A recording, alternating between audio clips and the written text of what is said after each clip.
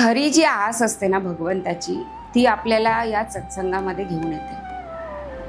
कारण सत्संग हा सोपा नाही आहे. म्हणजे मी कोणी संत आहे, तुम्ही कोणी हे आहेत असं नाही आहे. सत्संग म्हणजे चांगल्या माणसांच्या सानिध्यात राहणं, संतांच्या सानिध्यात राहणं, किंवा आपलं जे भलं चिंतन करतात, आपलं चांगलं व्हावं असं ज्यांना वाटतं अशांच्या सानिध्यात, शुभचिंतकांच्या सानिध्यात राहणं. तर सत्संग हा एवढा सोपा नाही. कारण आता जो आपण सुरू करतोय हा आम्ही जास्तीत जास्त रविवारच्या दिवशी करण्याचा प्रयत्न करणार आहे. कारण रविवारी सुट्टी असते सगळ्यांना. आता रविवार म्हटलं की मस्त छानपैकी झोपायचं, 11-10 वाजता उठायचं छान असं. त्याच्या आधी आपण एक छोटंसं नामस्मरण करूया. 1 मिनिट. गोपाल कृष्ण भगवान की जय. नमः पार्वती पते हर हर महादेव. जय जय श्री राधे, जय जय श्री राधे, जय जय श्री राधे.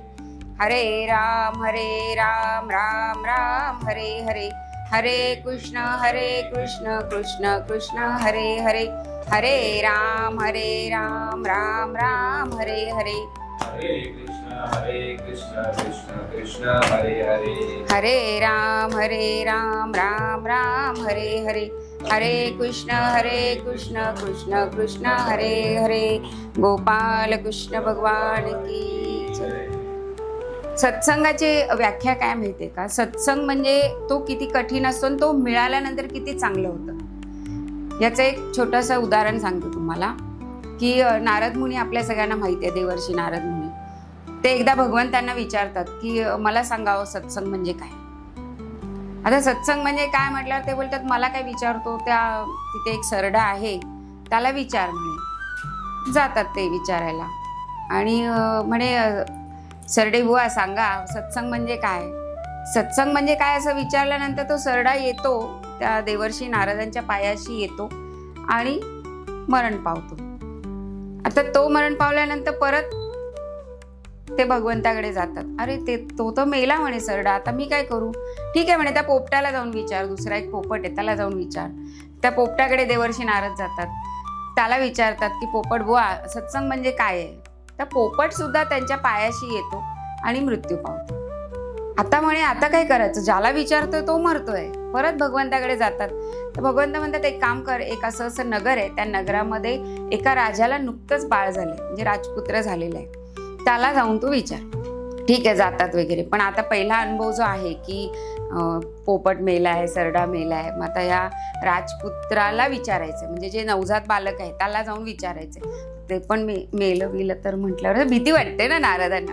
मग आता काय करायचं, काहीतरी कल्पना आयडिया केली पाहिजे. मग ते जातात, राजाला म्हणतात बघ मला त्या राजपुत्राशी थोडंसं बोलायचंय. तर आता साधू संत जेव्हा आपण म्हणतो ना, साधू संत येती घरा तोची दिवाळी दसरा, तर देवर्षी नारद असे आहेत की त्यांची पुढे कधीतरी मी कथा सांगेन की ते नारद मुनी का झालेत, ते देवर्षी नारद का झालेत, भगवंताच्या एवढ्या जवळ का आहेत. कारण त्रैलोक्यात त्याला कोणीही असं नाहीये की त्यांचा कोणी स्वागत केलं नाही. आता त्यांना म्हणतात बरं ठीक आहे, पण म्हणे मला आत्ता इथे नाही बोलायचं, आता उगीच काही झालं बिलच त्या राजपुत्राला तर आपल्याला काय व्हायला नको, म्हणून आपलं लांब घेऊन जाऊया, त्याला असं लांब असं नेऊया आणि त्याच्याशी बोलूया असं तेच ठरवतात. आणि नारद मुनी त्या छोट्या बाळाला घेऊन असं थोड्याशा लांब जातात राजवाड्यापासून आणि त्याला विचारतात की बाबा मला भगवंतांनी सांगितलं तुला विचारायला की सांग सत्संग म्हणजे काय. तर ते छोटंसं 3-4 दिवसाचं बालक बोलायला लागतं की ते म्हणतं, हसतं म्हणे, अहो देवर्षी सत्संग म्हणजे काय विचारताय, तुम्हीच सांगा म्हणे. मी पहिला सरडा होतो, तुमचा संग मला मिळाला, तुमचं दर्शन झालं, मला दुसरा जन्म मिळाला, मी पोपट झालो, तेव्हा सुद्धा मला तुमचं संगत मिळाली आणि आज मी राजपुत्र झालोय. हे खरं सत्संग आहे. गोपाल कृष्ण भगवान की जय. म्हणजे तुमचे पुढचे जन्म तय झालेले आहेत, ते जे जे आहेत त्यांचे पुढचे जन्म तय झालेत की तुम्ही मनुष्य जन्मालाच येणार आहे. कारण मनुष्य जन्म हा अतिशय कठीण आहे. खूप 84 लक्ष योनी आहेत, त्यातून एक योनी आहे जी मनुष्य योनी आहे, जी नरदेहाची मिळालेली आहे, प्राप्त झालेली आहे. त्यामुळे हा आत्ताच्या घडीला जे आलेत त्यांना माझ्याकडून सगळ्या शुभेच्छा. तुमचं सगळं आयुष्य छान होईल आणि सगळ्या संकटातून मुक्तता होण्याची ताकद भगवंत तुम्हाला देईल. तर मग आता आपल्याला काहीतरी कथा सांगायची आहे, कथेला सुरुवात करायची आहे. कारण श्रीमद भागवत कथा, शिवपुराण कथा, देवी भागवत आहे, रामकथा आहे, या कथा इतक्या सुंदर आहेत ना की याच्यामध्ये आपल्याला आपण कसं जगायचं याचं गम्य कळतं, याचं गमक कळतं. म्हणजे आपण कसेही राहत असतो, कसेही वागत असतो, आपल्याला काही माहीत नसतं की आपण जन्माला कशाला आलेलो आहे, आपल्याला काय करायचंय, आपण दुःखी असतो. कारण दुःख का होतं हे पण कळत नसतं की नाही माझं हे होतच नाही, माझं ते होतच नाही. पण हे नाही कळत असतं ना, म्हणून आपण दुःखी असतो, कारण आपण अज्ञानी असतो. मग श्रीमद भागवत कथा हे ज्ञान आपल्याला देते.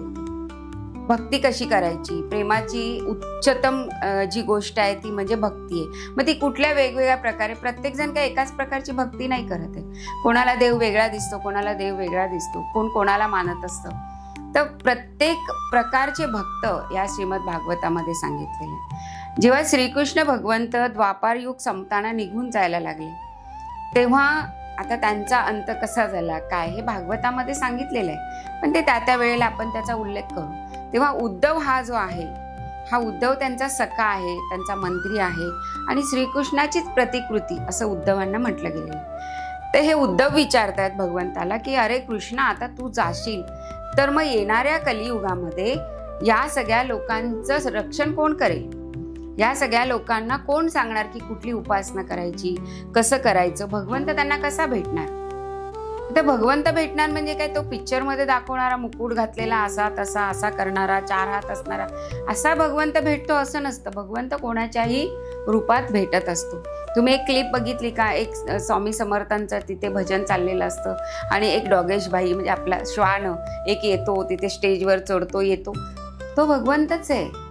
ते समर्थच आहेत की त्याच्या रूपात ते तिथे जाऊन त्यांनी सांगितलं की मी तुमच्यावर प्रसन्न आहे. तर कुठल्याही रूपात आपल्याला भगवंत भेटतो. मग हे तू सांग म्हणे कृष्ण, कसं काय करणार आता कलियुगातली माणसं? तेव्हा श्रीकृष्णांनी आपला एक अंश, एक ज्योत, श्रीमद भागवत जे व्यासमुनींनी लिहिलेलं आहे त्याच्यामध्ये त्यांनी आपली एक ज्योत समाविष्ट केली. त्यामुळे हे जे श्रीमद भागवत आहे, हे भागवत आहे, हे माझा अंश आहे किंवा हे भागवत म्हणजेच मी आहे. जसं आपण ज्ञानेश्वरीमध्ये म्हणतो की एक एक अक्षर पांडुरंग आहे. कोणाला आता एकाने विचारलं की मला काही वाचता येत नाही आणि मला काही समजत नाही, तर त्यांच्या गुरूंनी काय सांगितलं की तुला नाही कळत आहे ना, ज्ञानेश्वरी नाही कळत आहे ना, एक एक अक्षरावर बोट ठेव, पुढे जा, परत बोट ठेव, पुढे जा, तुझं बोट तिथे लागतंय. वाङ्मय म्हणजे शब्द, साहित्य, त्या प्रत्येक बोटात पांडुरंग आहे, तुला ते पांडुरंग भेटेल. असे आपले या कथा आहेत, अशी आपली ही पुराण आहेत, एवढी महत्वाची आहेत की तुम्ही ते जवळ ठेवलं, तुम्ही त्या कथा ऐकल्या तरी बरीच तुमच्या आयुष्यातल्या बरीच काही गोष्टी असतात त्या नील होतात. तर मग ते त्याच्यामध्ये समाविष्ट झाले आणि म्हणाले की कलियुगामध्ये श्रीकृष्ण भगवंताला भेटायचं असेल तर श्रीमद भागवत महापुराण हा एकच असा ग्रंथ आहे की ज्याच्यात मी सगळ्यांना भेटेन. मग काय करायचं? मग या ग्रंथाचं पारायण, या ग्रंथाची कथा तुम्ही जर श्रवण केली, श्रवण भक्ती, नवविधा भक्तीमधली एक भक्ती आहे श्रवण, आणि ती सगळ्यात पहिली आहे, त्यामुळे तिचा मान जास्त आहे. जो हे कथा श्रवण करेल, जो माझ्या चरित्राचं श्रवण करेल, माझ्या लीला श्रवण करेल, त्याच्यासाठी मी सहाय्य करेन. कारण काय माहितीये का, जे भागवत पुराण आहे आज आपण त्याचं सारांश ऐकणार आहे.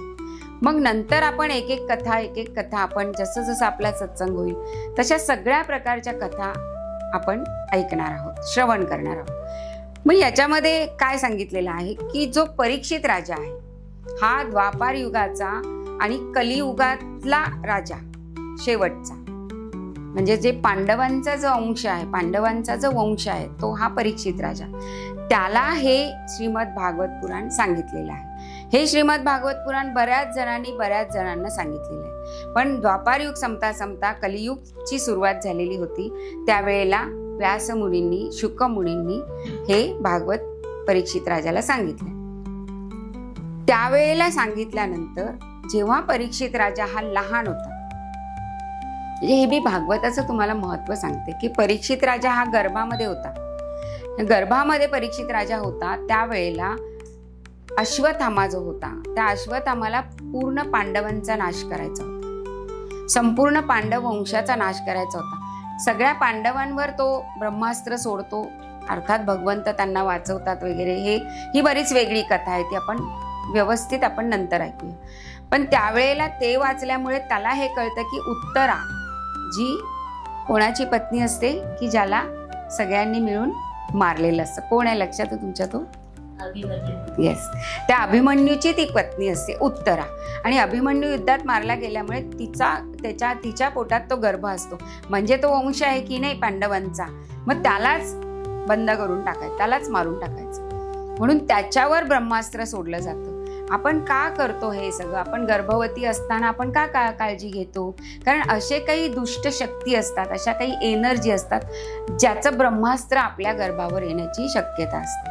बऱ्याच पुराणांमधून आपल्याला कलियुगात कसं राहायचं या गोष्टी कळतात.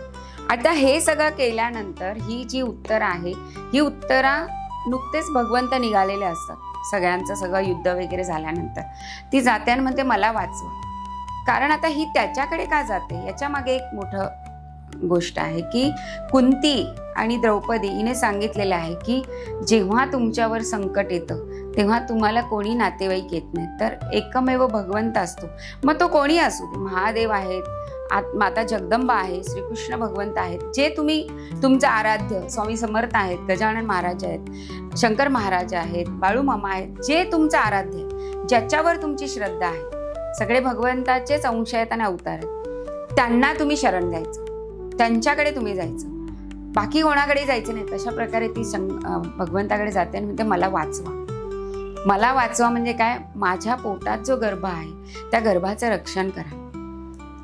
भगवंतांना कळतं की हे ब्रह्मास्त्र त्याने सोडलेलं आहे अश्वत्थाम्याने आणि त्याला परत घ्यायचं काही माहिती नाही. तेव्हा एक अंगुठा एवढं रूप घेतलेलं आहे श्रीकृष्ण भगवंतांनी आणि तिच्या गर्भात जाऊन त्या गर्भाचं रक्षण केलेलं आहे. म्हणजे आपल्या गर्भाचं रक्षण कोण करतं? तर भगवंत. मग तो केवढं रूप घेत असेल? तर अंगठ्या एवढं.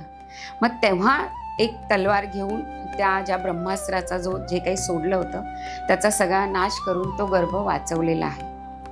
आता ह्या गर्भाला कळतंय की मला कोणीतरी वाचवते.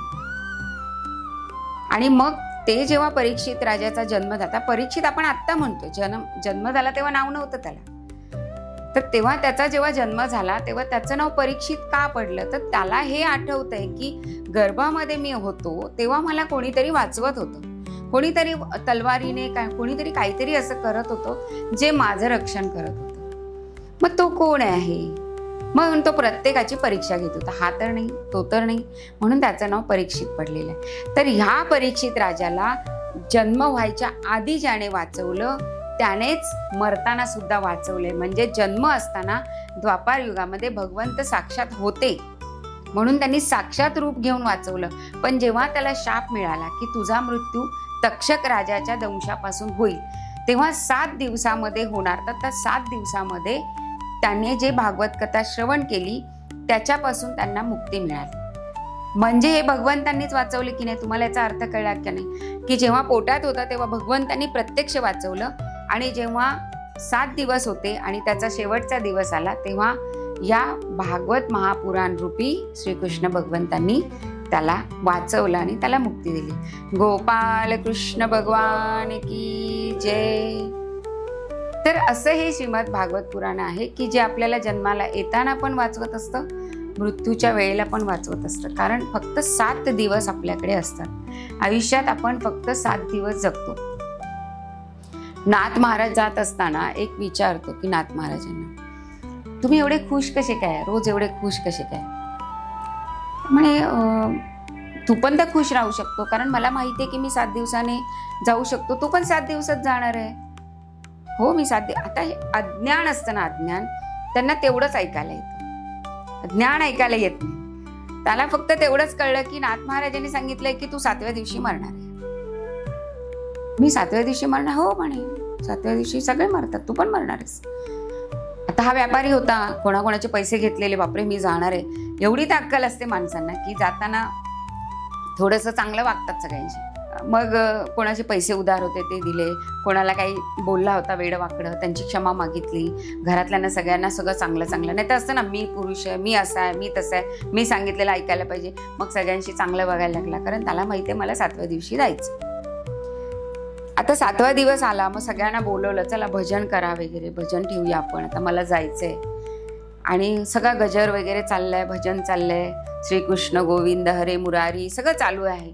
खालून नाथ महाराज चालले, त्याच्याकडे काय चाललंय बरं, वरती जाऊन बघतायत बाबा माळ्यावर काय चाललंय. नाही म्हणे मला आज जायचं ना, म्हणून मी आज सगळं देवाच्या सानिध्यात वगैरे आहे. तुला जायचंय? कोणी सांगितलं? तुम्हीच नाही का सांगितलं तू 7व्या दिवशी जाणार आहे म्हणून? अरे 7व्या दिवशी जाणार आहे म्हणजे मी थोडी तुला सांगितलं होतं सोमवारी जाणार आहेस, मंगळवारी जाणार आहेस, बुधवारी जाणार आहेस. तू कधीही जाऊ शकतोस. म्हणजे आपलं आयुष्य असं आहे की आपण सोमवारी, मंगळवारी, बुधवारी, 1 तारीख, 2 तारीख, 4 अशा दिवशी नाही जाणार आहे. 7 दिवसात तुम्ही कधीही जाऊ शकता. म्हणून 7 दिवस सुद्धा तुम्ही आनंदी राहायचं, तुम्ही सुखी समाधानाने राहायचं की आज मी जगलोय, मी माझं आयुष्य जगलोय, असं हे आपलं आयुष्य आहे. तर या 7 दिवसामध्ये आपल्याला काय काय करायचं असतं, तर ते मरायच्या आधीचे 7 दिवस नाही, तर आपल्या आयुष्यच 7 दिवसाचं आहे. आणि हे 7 दिवसाचं आयुष्य आपल्याला जगायचंय. त्यासाठी जास्तीत जास्त सत्संग करायचंय. इथे आपण सगळ्या वयाची माणसं आहेत. माझ्यापेक्षा सगळ्यात मोठी माझी मैत्रीण सखी आलेली आहे, सगळ्यात लहान इथे बसलेली आहे, आणि तुम्ही सगळ्या मध्यम वयाच्या आहात. तर तुम्हाला आत्तापासून जेव्हा कळेल की तुमच्या आयुष्याची 7 दिवस कसे जगायचे, तर तुम्हाला अतिशय परिपूर्णपणे तुमचं आयुष्य जगता येईल. तर गोपाल कृष्ण भगवान की जय. हे झालं आपलं थोडंसं आपण कसं आयुष्य जगायचं वगैरे. अशा प्रकारचा सत्संग आपण करणार आहोत, देवाणघेवाण करणार आहोत, विचारांची देवाणघेवाण आहे, ज्ञानाची देवाणघेवाण आहे. कारण उद्या तुम्हाला सुद्धा हे सगळं ज्ञान कळलं पाहिजे. तुम्ही ही पुराणं वाचली पाहिजेत, कारण पुराणं ही आपल्याला जी सांगतात ते आपलं आयुष्य आपण जगत असतो. तुम्हाला माहिती आहे ना, गीता आपण भगवंतांनी जी सांगितली आहे, गीतेमध्ये सगळं सार आहे की नाही जीवनाचं. मग गीता नाही कळत आपल्याला, अगदी तुम्हाला आयुष्यभर तुम्ही वाचली तरी कळणार नाही, पण वाचायची सोडायची नाही. कारण कसं असतं, एक आजोबा गीता वाचत असतात, आजोबांचं अनुकरण नातू करतो, हे की नाही. आजोबा कसे करतात मग नातू पण करतो. आजोबा गीता वाचतात मग नातू पण आपल्या गीता वाचत असतो. त्याला काय कळत नसतं. 2-3 वर्षानंतर तो म्हणतो आजोबा मला तर यातलं काही कळत नाही म्हणे. तर काय असतं नेमकं ह्याच्यात? म्हणजे काही काळजी करू नको, तू वाचत राहा. नाही पण मला ते कळलं पाहिजे, त्याशिवाय की मला काही कळणार नाही. ठीक आहे, मी तुला एक काम सांगतो, ते काम तू रोज करायचं, मग तुला ती कथा कळेल किंवा तुला ते गीतेचं सार कळेल. ते जे आपण कोळशांनी भरलेलं टोपलं आहे ना, रोज कोळशे भरतो, तर त्यातल्या आता कोळशे काढायचे, त्या टोपल्याने ते टोपलं रोज नदीवर जाऊन धुवायचं. ठीक आहे म्हणे. काळं कुट्ट झालेलं ते किती वर्षांपासून ते टोपलं, त्याच्यामध्ये कोळशे ठेवलेले असायचे. नाही निघालं का परत जा, नाही निघालं का उद्या परत जा. असं करत करत महिनाभरामध्ये ते टोपलं जे काळं कुट्ट झालेलं असतं ते छान स्वच्छ होतं. मग आजोबा सांगतात आता कळलं तुला, ह्या टोपल्याला स्वच्छ व्हायला किती वेळ लागला, पण तू जर हे टोपलं रोज धुतलं नसतंस तर ते स्वच्छ झालं असतं का? नसतं झालं. तसं तू रोज गीता वाच, रोज तुम्ही ऐका, रोज नामस्मरण करा, रोज एखादा मंत्र जपा. तो तुम्हाला तोपर्यंत साध्य नाही होणार जोपर्यंत तुम्ही आतून शुद्ध नाही होणार. आणि आतून शुद्धता होण्याचं काम हा मंत्र करत असतो. आपल्याकडे खूप मंत्रांचे, आपल्याकडे खूप मोठे असे शक्ती आहे. त्याच्यामध्ये आपल्या सगळ्यामध्ये एक व्यक्ती बसलेली की जिने मंत्राच्या साह्याने स्वतःची वस्तू प्राप्त केलेली आहे. आपण नंतर चर्चा करताना ती बोलू. तर असं हे आपलं सगळं सत्संग आहे, आपली पुराणं आहेत, आपले कथा आहेत, आपण जे काही ऐकतो बोलतो, ज्ञान आहे आपलं, याची देवाणघेवाण आपण जसं जमेल तसं रविवारच्या दिवशी आपण करणार आहोत. तुम्ही आलेला आहात तर तुम्ही तुमच्या मित्रांना, आपतेष्टांना, तुम्ही 100 जणांना सांगितलं ना तरी त्यातला असाच व्यक्ती इथे येईल, अशीच व्यक्ती इथे येईल की जिचा उद्धार होणार असेल. कारण याचं कारण आहे सत्संग, याचं कारण आहे एनर्जी.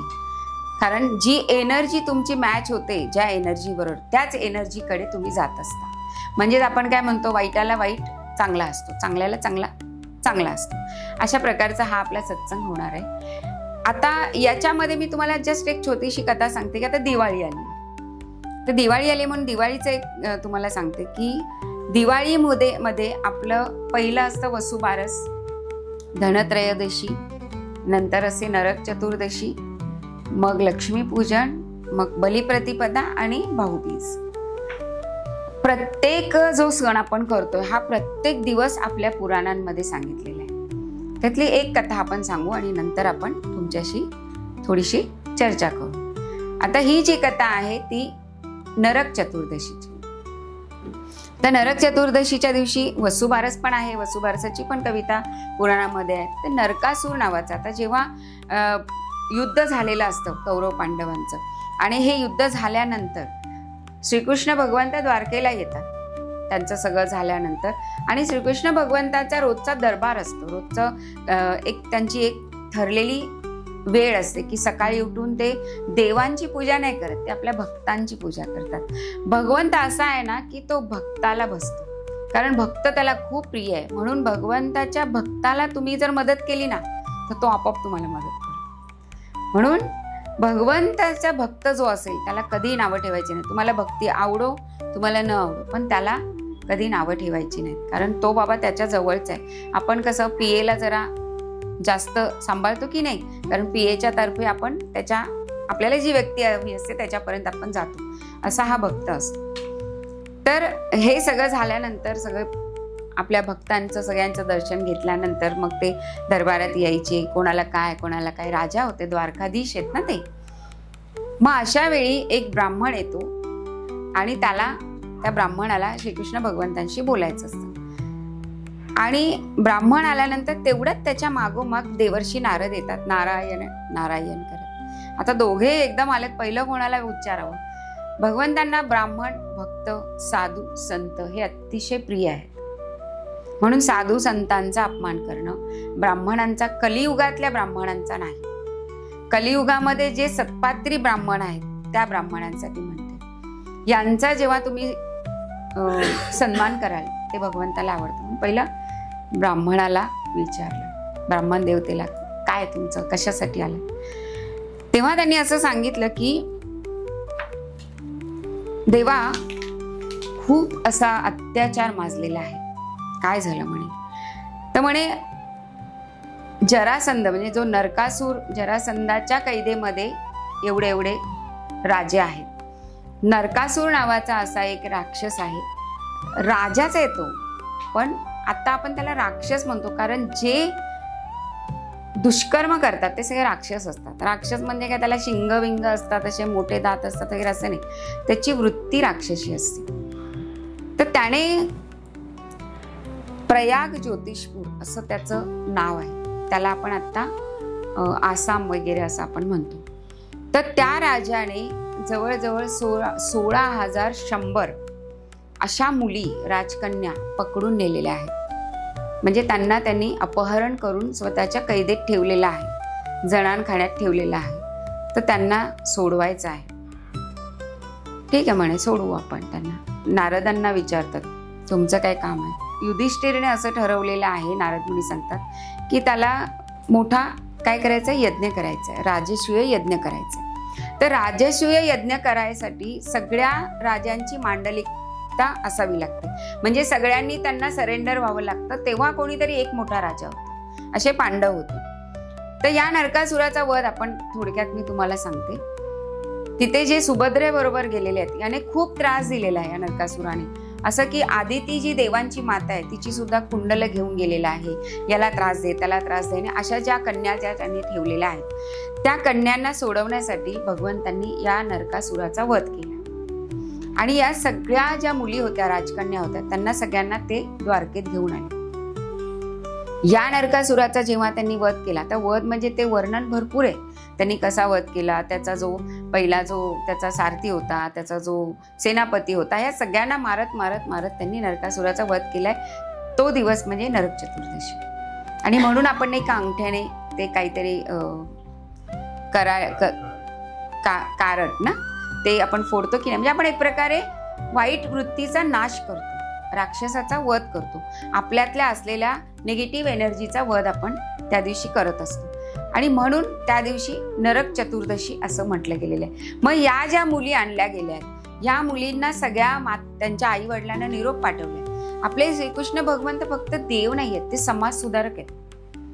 अनेक समाजामध्ये सुधारणा कशी करायची हे भगवंतांनी सांगून दिले. प्रभू रामचंद्रांनी काय सांगितलंय की तुम्ही रोजच्या आयुष्यात कसं जगायचं, पण कृष्णाने सांगितलं की तुम्ही राजकारण कसं करायचं, तुम्ही समाजकारण कसं करायचं, तुम्ही समाजाचं प्रबोधन, समाजाची सुधारणा कशी करायची.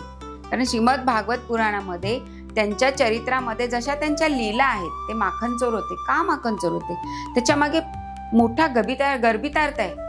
उगीच भगवंतांनी कुठलीही लीला केलेली नाही, त्याच्या मागे बराच असा अर्थ दडलेला आहे. तो अर्थ आपल्याला पुराणातून समजून घ्यायचा आहे.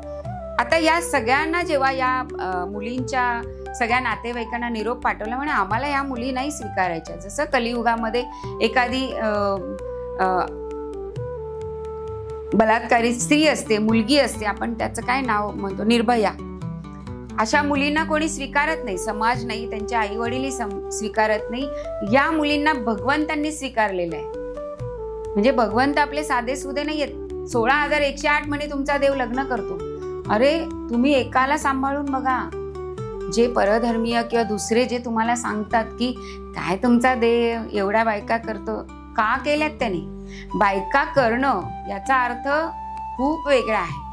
पती याचा अर्थ खूप वेगळा आहे. भूपती, पालन करता, नाव देणारा, हा पती आहे. पती याचा अर्थ आहे पालन करता. मग तो पालन कुठल्या कुठल्या पद्धतीने करतो त्याच्यावरती आहे. कारण भगवंत हा सुद्धा आपला पतीच आहे, आपला पालन करता आहे. तुम्हाला जे काही सजायचंय, जे काही नटायचंय, जे काही भाव व्यक्त करायचे ते आपल्या भगवंताकडे करायचे, कारण तो आपला पालन करता आहे. या सगळ्या मुलींना कोणीही नेलं नाही, म्हणून भगवंतांनी त्यांच्याशी विवाह केलाय. विवाह केलाय म्हणजे काय, आपलं नाव त्यांना दिलंय, मी तुमचं पालन करतो. आणि अशा प्रकारे ज्या 8 राजकन्या आहेत भगवंताच्या, ज्या 8 पट्टराण्या आहेत, त्यांच्यामध्ये ह्या 16,100 या राण्यांची भर पडली. आणि तेव्हापासून 16,108 पत्नी असलेले आपले भगवंत समजले गेले. ही समाज सुधारणा नाहीये का? तुम्ही एखाद्या मुलीला असं काही गरज नाही. पती म्हणजे पालन करता, म्हणजे पिताही असतो, पुत्रही असतो आणि पतीही असतो. या तिघांची भूमिका तुम्ही स्वीकारली आहे का या कलियुगामध्ये? तर ती स्वीकारून दाखवा, म्हणजे आम्ही समजू की तुम्ही आमच्या भगवंताचं एवढंसं काहीतरी काम केलं. आपल्याला हे का कळायला हवं? तुमच्यासारख्या तरुण लोकांना किंवा एजेड लोकांना हे का माहिती पाहिजे की तुम्ही नातवंडांना सांगाल, तुमच्या मुलांना सांगाल की आपला भगवंत कसा आहे, आपला श्रीकृष्ण कसा आहे, की त्याने एवढे लग्न केले तसं लोक म्हणतात, पण ते का केलं, त्याच्यामागे कारण काय, की त्याने त्यांना आश्रय दिलाय. तर ही नरक चतुर्दशीची कथा आहे. म्हणून आपण त्या दिवशी श्रीकृष्ण भगवंतांचे सुद्धा ध्यान करायचं आहे. आणि अशा प्रकारे आमच्या हातून सत्कार्य होऊ दे, काहीतरी समाजासाठी आमचं देह किंवा आमचं मन किंवा आमचे हात हे समाजकार्यासाठी, कुठल्या तरी समाजकार्यासाठी लागू दे, अशी प्रार्थना करून आपण त्या दिवशी नरक चतुर्दशीचा दिवस साजरा करायचा. गोबारस आपण करतो, वसुबारस करतो, तो सुद्धा भगवंतांनीच सांगितलेला आहे. कारण कसं आहे की दिवाळीच्या वेळेला इंद्र पाऊस देतो. आता पाऊस थांबलाय म्हणून इंद्राची पूजा करत असत. ते श्रीकृष्णांनी सांगितले की आपण इंद्रांची पूजा नाही करायची. आपल्याला पाऊस कोण देतो? निसर्ग, गोवर्धन पर्वत, त्याच्यावर झाडं आहेत, तो डोंगर आहे तिथे. म्हणजे सायंटिफिक किंवा भौगोलिक गोष्ट सुद्धा इथे पुराणात आली आहे. डोंगर असल्यानंतर तुम्हाला माहिती आहे की वारा, सगळी उष्णता, वारा आडतो, पाऊस येतो वगैरे वगैरे सगळं जे, मग त्याची पूजा करायची. म्हणजे काय, तर निसर्गाची पूजा करायची. गायीची पूजा करायची. का, तर गाय आपल्याला दूध देते. गाय असा एक प्राणी आहे की ज्याचं कुठलीच गोष्ट आपल्याला निकामी नाही करत. सगळ्या गोष्टी, म्हणजे गायीच्या शेपूटपासून गायीच्या मुखापर्यंत, दुधापर्यंत सगळीकडे अमृत भरलेले. म्हणून सगळ्यात श्रेष्ठ दान काय आहे, तर अन्नदान, आणि ते गायींना दिलेलं दान. गोमाता अशी आहे जी कृष्ण भगवंताची अतिशय प्रिय आहे. ज्यांना श्रीकृष्ण भगवंत हवा असेल त्यांनी गोमातेची सेवा करायची किंवा गोशालेमध्ये जाऊन काही दान करायचं. तुम्ही आता काही गाय सांभाळू शकणार नाही किंवा एखाद्याला दान पण नाही करू शकणार. याचे बरेच अर्थ आहेत. काही जण ब्राह्मणाला सोन्याची गाय देतात छोटीशी, किंवा चांदीची गाय देतात. पण कलियुगामध्ये ब्राह्मणही तसे नाहीयेत किंवा एखादे साधू संतही तेवढे नाहीयेत. कलियुग आहे, कलियुगाचा हा प्रभाव आहे. मग तुम्ही काय करायचं, गोशाला आपल्याकडे भरपूर आहे. मग या गोशालामध्ये जर तुम्ही सधन असाल, तुम्ही काहीतरी करू शकत असाल, आणि करू शकता, कारण का आपल्याला जेव्हा 10 रुपये मिळतात ना, त्यातले 5 पैसे जरी तुम्ही गोशाळेला दिले ना तरी त्या 10 रुपयाचे 100 रुपये होतात तुमचे. हा अनुभव आहे आणि हे खरं आहे, हे सत्य आहे. मग गोशाळेमध्ये जायचं, ते जे काय खातात, आता काही गोशाळा कशा आहेत की ते दुसऱ्यांचं खाणं देत नाहीत आणि बरोबर आहे, कारण ज्याची ज्याला सवय असते. आपल्या लहान बाळाला आपण कोणी काही दिलेलं देतो का? कारण आपल्या बाळाला काय खायला द्यायचं हे आपल्याला माहिती असतं. तसं गोशाळेमध्ये आपलं दिलेलं जात नाही, आपण काही घेऊन जाईल, चपाती भाजी असं नाही. तर ते जे काही खायला देतात त्यांच्यासाठी काही धनरूपी आपण दान करू शकतो. ते दान तुमचं अन्नदानातच येतं. आपण माणसांना जसं अन्नदान करतो तसं गोमातेला आपण अन्नदान करायचं असतं. किंवा तुम्हाला वाटते की मला गोदान करायचं, गोदान जर तुम्ही कराल ना तर तुमचं आयुष्य सगळं सार्थकी लागेल. मग काय करायचं? मग तुम्ही एखादी गाय घेऊन एखाद्याला दिलं तर तो तेवढा पोचणार आहे का? मग गोशाळेमध्ये एक तुम्हाला एक आयडिया सांगते की गोशाळेमध्ये जेव्हा एखादं लहान बाळ झालेलं असतं ना, कालवड झालेली असते, तर ते घ्यायचं आणि त्या गोशाळेलाच दान करायचं. याचा अर्थ काय? तर ते मोठं होईपर्यंत त्याची सगळी जबाबदारी तुम्ही घ्यायची. त्याला किती खाणं लागतं, त्याला काय लागतं. जर आपण गाय पाळली तर आपण सगळं करणार की नाही त्याच्या. अशा प्रकारे सुद्धा तुम्ही गायीची सेवा करू शकता. ते वसुबारस हे भगवंतांनी सांगितलेले की गायमध्ये लक्ष्मी आहे, गाय गोमाता आहे आणि गाय पृथ्वीचं प्रतीक आहे. गाय आणि वासरू आपण त्यांची पूजा करतो की नाही, सवत्स धेनूची पूजा आपण वसुबारसला करतो. कारण गाय आणि त्याचं वासरू हे पूर्ण पृथ्वीचं प्रतीक आहे. जिथे पण तुम्ही आता कधी आपण माहित नाही, आपण पुढे कधीतरी वृंदावनात जाऊ किंवा द्वारकेमध्ये जाऊ, इथे भरपूर गायी दिसतात. अगदी सुंदर पांढऱ्या शुभ्र एकदम अशा करड्या रंगाच्या खूप सुंदर सुंदर गायी असतात. कारण मी भरपूर वेळा गेली आहे, तर तिथे गाय आणि वासरू तुम्हाला बघायला मिळतं. मग ते गाय वासरू जेव्हा दिसेल ना तेव्हा भीती वाटली तरी घाबरत घाबरत पटकन एक अशी प्रदक्षिणा घालून घ्यायची, नकळत तुमची पृथ्वी प्रदक्षिणा होते.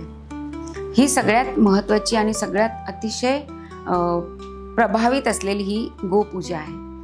तर पुढे कधी पण तुम्हाला कधी दिसला छोटं बाळ आणि वासरू गाय, तर एक प्रदक्षिणा कशीही तुम्ही घालून घ्या. तर अशा प्रकारे आपले जे सण आहेत थोडक्यात आता आपण इथे थांबूया की नरक चतुर्दशी, वसुबारस, बलिप्रतिपदा. आता बली हे कोण आहे? बली हा राक्षस आहे, पण तो अतिशय भगवंताचा प्रिय असा आहे, भक्त आहे. हा कोण आहे? भक्त प्रल्हादाचा नातू आहे. जे आपण त्या दिवशी नरसिंह आलाय ना पिक्चर, नरसिंह पिक्चर आलाय, त्याच्यामध्ये जो भक्त प्रल्हाद आहे त्याचा पुत्र विरोचन आणि त्याचा पुत्र हा बली आहे. म्हणजे किती पिढ्याने पिढ्या ह्यांनी विष्णू भगवंताची पूजा केलेली आहे, अर्चना केलेली आहे. त्या बलीला त्याचा गर्वहरण करण्यासाठी वामन अवतार धारण करून त्या बलीला पातालात भगवंतांनी पाठवलं. याचा अर्थ त्याच्यावर अन्याय नाही केलाय की जिथे ज्याला पाहिजे तिथे त्याने राहायचं. तुम्हाला माहितीये का, पृथ्वीपेक्षा ना पातालाचे 7 लोक आहेत. सतल, सुतल, वितल, पाताल हे सगळे जे 7 स्थळं आहेत, जसे 7 वरती आहेत तसे 7 खाली आहेत. तर त्याच्यातला अतिशय सुंदर म्हणजे स्वर्गापेक्षाही चांगला असा जो सुतल लोक आहे, त्या सुतल लोकात त्यांनी बलीला पाठवलेले आहे. म्हणजे अन्याय नाही केलाय भगवंतांनी. तर तो हा दिवस आहे की ज्या दिवशी वामन रूप धरून बलीला पाताला नेसी आपण आरतीत म्हणतो ना, म्हणून आपण बलिप्रतिपदा सादर करतो. तर अशा प्रकारे मग भाऊबीज झाली. मग भाऊबीजेच्या दिवशी यम हा स्वतः यमीच्या घरी जाऊन भाऊबीज तिचं औक्षण वगैरे तिने त्याचं औक्षण केलं. आता या दिवशी काय करायचं असतं की यमद्वितीया जी आहे तर तो पूर्ण दिवस यम आणि यमी या भाऊ बहिणींचा असतो. तर त्यांचं प्रतीक म्हणून आपण आपल्या भावांना औक्षण करतो आणि भाऊ बहिणीला काहीतरी ओवाळणी देतात. असं अजिबात नाही. आता हे कलियुग आहे म्हणून म्हणतात की हा तिला काहीतरी दिलं तरच ती ओवाळेल, असं नाहीये. ही एक आपल्या ना हृदयात आपल्या भगवंताने टाकलेली एक ज्योत आहे. कारण ही परंपरेनुसार आलेली आहे. हा बहीण मागते म्हणून नाहीये, तो तिचा अधिकार आहे, तो तिचा हक्क आहे. भावाचा तो अधिकार आहे की तिचं सांभाळ करणं आणि तिला ओवाळणी देणं, कारण साक्षात यमाने दिलेला आहे. मग आपण पण तेच आहोत, आपल्यामध्ये पण तो थोडा थोडा अंश आहे. आपण पण स्त्रिया आहोत, आपल्यामध्ये सुद्धा यमीचा अंश आहे. यमुना नदी, यमी म्हणजेच यमुना नदी, ती नंतर नदीत रूपांतर झाली.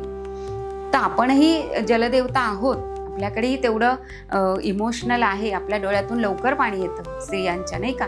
कारण नदी आहोत आपण एक प्रकारची. का नदी आहोत? नदी प्रवाहित होत असते, आपणही संसाराला लागलो की प्रवाहित होतो.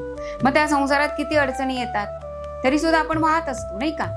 म्हणजे सागराला मिळण्यासाठी किंवा संसार पार करण्यासाठी आपण वाहत असतो. असं म्हणून आपणही त्याच्यामध्ये एक प्रतिरूप आहोत. त्या दिवशी एक महत्त्वाची गोष्ट करायची आहे की यमद्वितीयेच्या दिवशी यमाची जी दिशा आहे ती माहिती आहे का? वास्तुवाल्यांनी नाही बोलायची, बाकीच्यांना माहिती आहे का? तर यमाची जी दिशा आहे ती दक्षिण दिशा आहे. म्हणून त्या दिवशी यम तिथून आलेला असतो, यम प्रसन्न झालेला असतो. तर त्या दिवशी आपण दक्षिण दिशेच्या भिंतीकडे एक तिळाच्या तेलाचा दिवा लावून ठेवायचा. मग तुम्ही भावाकडे जाल किंवा भाऊ तुमच्याकडे येईल, काही का असे ना, मग भाऊबीज करून तुम्ही आलात तर रात्रीच्या वेळेला रात्रभर तिथे एक दिवा लावून ठेवायचा. तो तुम्ही आता सुरक्षित कसा राहील, त्याच्यावरती काच ठेवायची आहे किंवा काय करायचं हे तुमचं काम आहे, की तो निदान 12-1 मध्यरात्रीपर्यंत तो तेवत राहील. अशा प्रकारे तो दिवा तिथे तेवत ठेवायचा. हे अतिशय महत्त्वाचं काम तुम्हाला या दिवाळीत करायचंय. कारण का आता दिवाळी पुढच्या रविवारीपासून सुरू होते आणि आपला सत्संग असा सुंदर दिवसांवर सुरू झालेला आहे की आज तारीख आहे 12. 12चा जो न्यूमरॉलॉजिकली आपण अंक येतो तो कुठला आहे? 3 अंक कोणाचा आहे? गुरुचा आहे. त्यामुळे तुम्हाला ज्यांना गुरु भेटलेले नाहीत त्यांना गुरु भेटणार आहे. आणि गुरु हा एक्सपांड आहे, तो वाढवतो. त्यामुळे तुमच्या आयुष्यातल्या सगळ्या सुखसोयी, सगळी तुमच्या स्वप्नांची परिपूर्तता होणार आहे. तुमचं एक्सपांड होणार आहे आयुष्य. तुमच्या सगळ्या कारकीर्द जे काही तुमच्या मनात आहे ते वाढवण्याचं कार्य आज गुरु करणार आहे. त्यामुळे आजचा अतिशय महत्त्वाचा आणि अतिशय तुम्ही खूप, माझ्यापेक्षाही तुम्ही खूप भाग्यवान आहात. कारण कसं आहे की जो सांगणारा असतो ना त्याच्यापेक्षा ऐकणारा फार महत्त्वाचा असतो. कारण ते तुम्ही एक प्रकारची श्रवण भक्ती करत असता. आम्ही काय सांगतोच, भागवत कथा मी सांगते किंवा आम्ही सांगतो, पण ऐकणारे महत्त्वाचे असतात. कारण त्यांची भक्ती होत असते. आम्ही सांगत असतो कारण आम्ही सांगतो त्याची दक्षिणा घेतो. त्यामुळे ते नील झालेलं असतं आणि आम्हाला ड्युटी दिली आहे भगवंतानी, हे तू करायचेस म्हणून. पण जे ऐकतात ते जास्त महत्त्वाचे असतात. तर पुढे होतो आपण आणि पुढे होतो येस, ते दिवा जो आहे तो दिवा तो आपण दक्षिणेच्या दिशेला लावून ठेवायचा. याचं कारण आपण यमाची पूजा करतोय, यमाला दीपदान करतोय किंवा यमाला त्या दिव्याच्या प्रकाशात आपण त्याला बघतोय.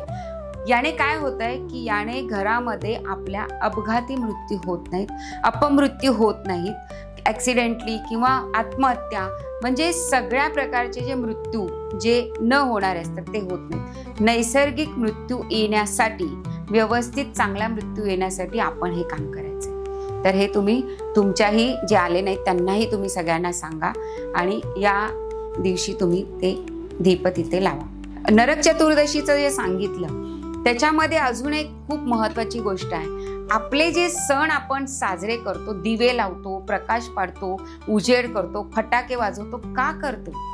तुम्ही सांगा. एखाद्या प्राणी असेल, एखादा कुत्रा असेल, एखादा मांजर असेल, त्याला जर हाकलवायचं असेल, तुम्हाला जर तो चावत असेल, जनरली कुठलाही प्राणी आपल्याला तसं चावत नाही, तर तुम्ही काय करता? ए काय केलं तुम्ही? काय आवाज केला.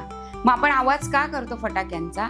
कारण जशी शुभ एनर्जी असते ना तशी नेगेटिव्ह एनर्जी सुद्धा त्या दिवसांमध्ये आपल्या वातावरणात खूप असते. आपले पूर्वज, आपले ऋषीमुनी काही मूर्ख नव्हते हे सगळं करायला. तुम्हाला प्रदूषण होतं, पोल्युशन होतं, हे कलियुगात आहे. आधी नव्हते का वाजवत? मग थोडंसं का होईना पण आपण फटाके वाजवायचे. का? तर त्या फटाक्याच्या आवाजाने जी बॅड एनर्जी आहे, आता लोक मला कदाचित म्हणतील की काय सांगतात म्हणून, पोल्युशन होतं, पण तेवढी खबरदारी आपण घ्यायची की अति कुठलीही गोष्ट करायची नाही. अति जास्त अमृत खाल्लं तरी ते विष होतं. त्यामुळे अति काहीही करायचं. दिवे लावायचे, दिव्यांची रोषणाई करायची, कारण चांगली एनर्जी यायची. दिव्यांच्या रोषणाईमध्ये बॅड एनर्जी बाहेर जात असते. तर ही नरक चतुर्दशी आहे, याला काळी चौदस म्हटली जाते. तुम्ही कधी ऐकले काळी चौदस? काळी चौदस म्हणजे या दिवशी अमावस्येच्या आदला दिवस असतो आणि अनेक एनर्जी, अनेक आत्मे फिरत असतात. आपण दिवाळीमध्ये गर्क असतो, पण या दिवशी तुम्ही एक काम करायचं. या दिवशी आपल्या घराची, आपल्या दुकानाची, आपला व्यवसाय आहे किंवा आपण जे काही करतो, जसं काही हे फोटो आहे, फोटोग्राफ आहे, फोटोचं स्टँड आहे, आपला देवघर आहे, जे काही आपण वापरत असतो त्याची नजर काढायची. त्याची दृष्ट काढायची. मग ही दृष्ट कशी काढायची? तर एक पान घ्यायचं, मग कुठलंही घ्या, झाडाचं पान घ्या, केळाचं पान घ्या, कुठलंही. त्याच्यावर कणकेचा दिवा करायचा आहे. त्या दिव्यामध्ये तिळाचं तेल लावायचं आहे, ज्योत लावायची, म्हणजे कापसाची ज्योत लावायची. ते पान आता तुम्हाला हातात भाजेल तर तुम्ही डिशमध्ये घ्या. पूर्ण घरातून फिरवायचे, चौकटीवर येऊन 3 वेळा फिरवायचे आणि ते बाहेर ठेवून द्यायचे. दिवा विझला की कचऱ्यात टाकायचे. आता हे सगळं करून झाल्यानंतर तुम्ही हातपाय धुवायचे. तर अशा प्रकारे काळी चौदशीच्या दिवशी तुम्ही तुमच्या घराची, तुमच्या घरातल्यांची, तुमच्या व्यवसायाची, या सगळ्यांची नजर काढायची नरक चतुर्दशीच्या दिवशी. तर अशा प्रकारे लक्ष्मीपूजन त्याच दिवशी का आपण लक्ष्मीपूजन करतो? अमावस्येच्या दिवशी. आपण सगळ्यांना पौर्णिमा छान वाटते ना, पण हा दिवस अमावस्या असा असतो की याच दिवशी आपण लक्ष्मीपूजन करतो, कारण या दिवशी अलक्ष्मी पण असते. तर ती आपल्याकडे येऊ नये म्हणून आपण लक्ष्मी आणि गणेशाची आणि कुबेराची पूजा करत असतो. कारण हा दिवस जरी आपल्याला लक्ष्मी पूजनाचा असतो, पण आपण जास्तीत जास्त तुम्ही बघा की लहानपणापासून बघत आला असाल तर व्यापारी, मोठमोठे श्रीमंत लोक, गुजराती लोक, जे मोठमोठे व्यापारी आहेत ते या दिवशी जास्तीत जास्त फटाके वाजवतात. हे तुम्हाला माहिती आहे, बघितलं तुम्ही स्वतःच्या दुकानाच्या समोर. कारण लक्ष्मीचं पूजन केल्यानंतर अलक्ष्मीला घालवायचं असतं, बाकीच्या एनर्जी त्यांना घालवायच्या असतात आणि आमच्याकडे चांगली एनर्जी आणायची असते. कारण या दिवशी बऱ्याच अशा घटना घडतात. हा माझा अनुभव आहे, तुम्हाला माहीत पण नसेल, पण तुम्ही आतापासून लक्ष ठेवा और ऑब्झर्व करा की या अमावस्येच्या दिवशी बऱ्याच अघटित घटनासुद्धा घडत असतात.